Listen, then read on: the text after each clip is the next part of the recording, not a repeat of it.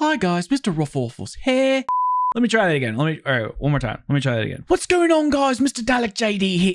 What the fuck is wrong with me? Why am I thinking I'm other people? All right, I'll get it this time. I promise. I promise. Ladies and gentlemen, boys and girls, this is Noah J.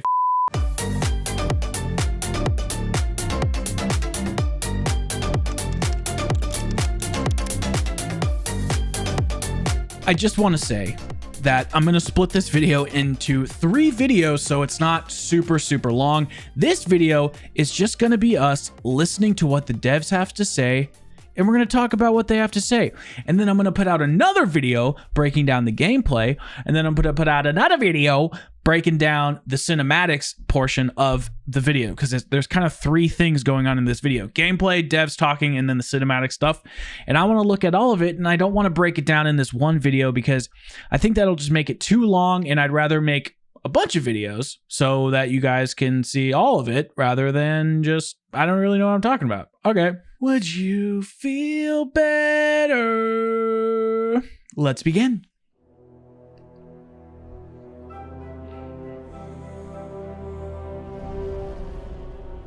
Looks really sweet. FirebaseZ is the map that really lets us explore the character of Samantha Maxis to an extent that we never ever have before. D Machina was really introducing people to the Dark Ether storyline, which, fair enough, as I've said in the past, only exists because of everything that had gone before, but it now. And if you don't understand what he means there, he's just talking about the way World at War through Black Ops 4 worked. Was they had their Ether story, and then they collapsed that universe, and now everything was essentially... Imagine this. The world of the Ether storyline takes place in a kitchen when you're cooking dinner. And then after you eat and you make a big mess from cooking, and then you put it all into a little Tupperware and you tuck it in the fridge. Putting everything in the Tupperware and tucking it in the fridge, that is the Dark Ether. And somebody took out the Tupperware from the fridge and left it open, and now shit's spilling everywhere. And we're gonna have to stop it, if you know what I'm saying. Now has a whole new trajectory, and FirebaseZ is the one that really makes it explode. Okay, so FirebaseZ is taking everything to the next level. I like what I'm hearing, Craig. I like what I am hearing. What I love about FirebaseZ is that it's set in Vietnam. In this all-new experience, we've broken the map up into 2 locations. The Firebase, which is the facility where scientists and soldiers do experiments. Which we know this already. We know that the map has been located. It's split into 2 different sections. We've been hearing about this for a while. They obviously gave us our first picture of what I believe is the village with the satellite. So we've been knowing this for a while, but now we're obviously getting to see a little bit more of that. Mine the Dark Ether. And then we have the village. That's where the scientists sleep and do all their research. Pack. So I like how they split it up between the experiments and the research versus kind of where the base actually is. So I like that because I think it's going to give us almost like 2 mini maps in one, and they look very spacious. So this is going to be a huge map, and I think it's going to allow us to kind of almost have what they wanted to do with Blood of the Dead, where we had these 2 large sections but didn't really get to explore them because everybody who played mob just stayed in the prison, and everybody who was new went to the other side, and you didn't really play both areas. And I think this map is going to kind of do the same thing, but the players will willingly be going back and forth through both because both places are going to be great. The way you play in D Machina might not necessarily translate over to FirebaseZ. The low-end level design of Outpost 25 calls back a little bit to Moon in that you start in the village and then take a teleporter over to the outpost itself.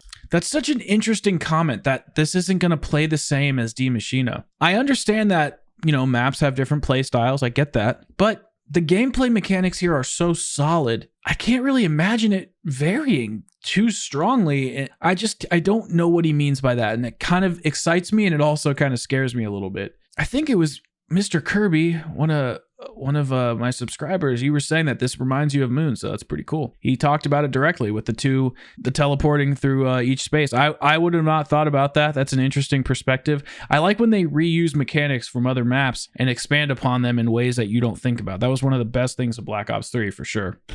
Once you're at the outpost, there's a bit of a central area, a hub, if you will, that players can choose what path they want to go to. They can run around the outside of the map itself and the outer edge. You know, working on a zombies map is a very interesting experience. I've been working on zombies maps since Call of Duty World at War. Yeah. A lot of the way we do the sound design cool. for these maps is still kind of rooted in how we did it back then. It's very seat of your pants, wild and crazy. Let's try and make this stuff sound really cool, scary, creepy. Nothing's off the table when it comes to zombie sound design because of the world that they inhabit.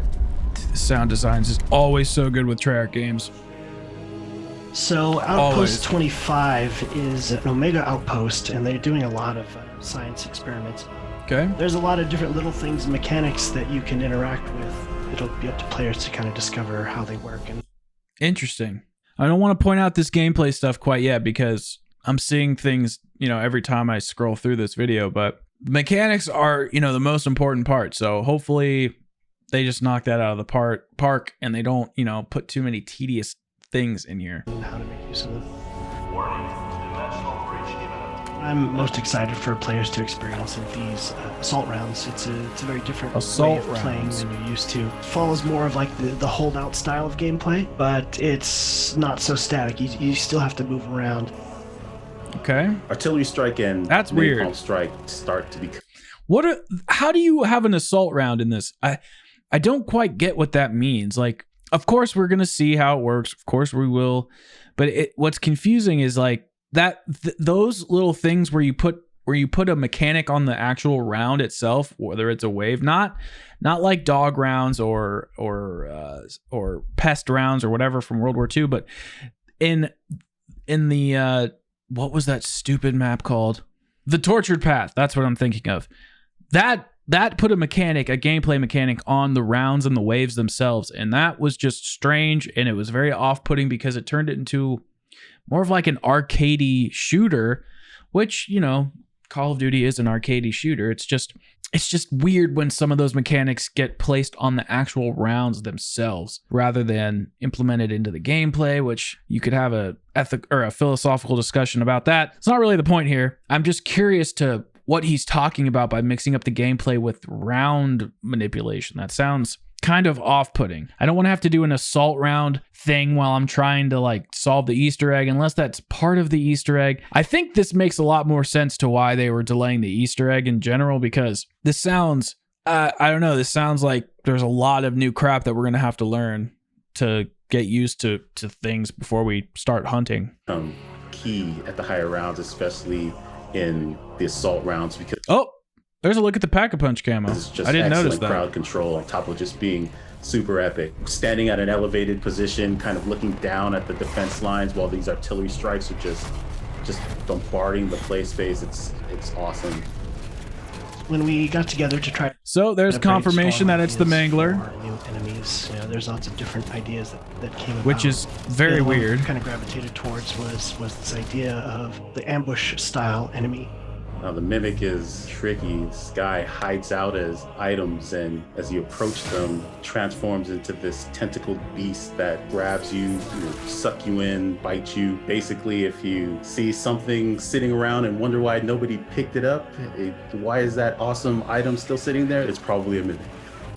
I mean, that explains so much. I mean, that Mimic sounds like such a cool boss, and I think this means prop hunts coming to zombies. We've been hearing other YouTubers say this, but I think that just kind of seals the deal. I mean, why would you have it turn into, unless they're just taking the mechanic from multiplayer and putting it into an enemy, but they have to add new modes to zombies for fun. I could just see them making like a Mimic prop hunt type zombie mode and for all the maps or something. That'd be cool. But I digress. I really like the actual mechanics of it grabbing you and not just like hitting you or whatever. I want something to like interrupt your flow of gameplay and piss you off. That's why the Panzers were so good, in my opinion, as a boss. Same with Margwas, is the Margwas would slam and you would just go down, and they would also have the pests flying around. You'd have to shoot 3 of their heads, obviously. And with the Mimic, it looks like you're going to be getting grabbed, you're going to be getting hit, you're going to be getting ambushed, it's going to disguise itself, and you're going to have to figure out where the hell it is. That's cool. The thing with the Megatons is they just beat the crap out of you, and the zombies are already beating the crap out of you, so it's not really necessary.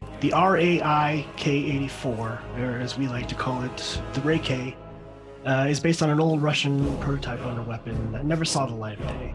It's built using parts from an AK-74, married with experimental technology.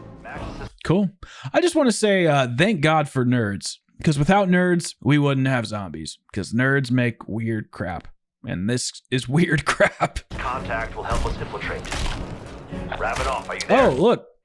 Now, I'll show you guys later. Finally. Show you in the other video. Little time to waste. There's Pack-a-Punch, there's This Ravenov. Dark Ether story, it was kind of daunting in some ways because, you know, a lot of us have been working on zombies since the beginning, and that's where the excitement, particularly with this fresh start and the Dark Ether story, has been kind of reinvigorating for the team.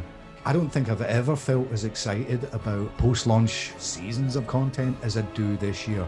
I think people are probably, when they get to the end of this, they're going to look back at what we've done and go, I did not see that coming. If any harm comes to her, I will kill you myself.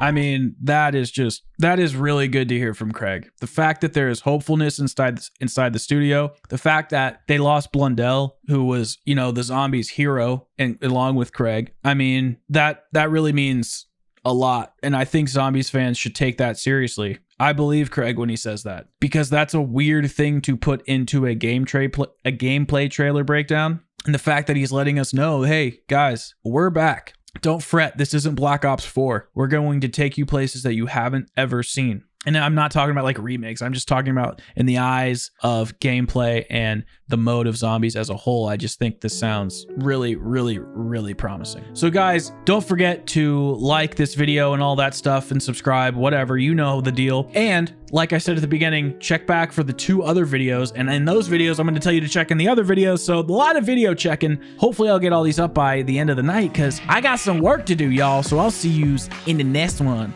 And I don't talk like that normally. I don't know. I just ate lunch. I have a lot of energy or something. All right, bye.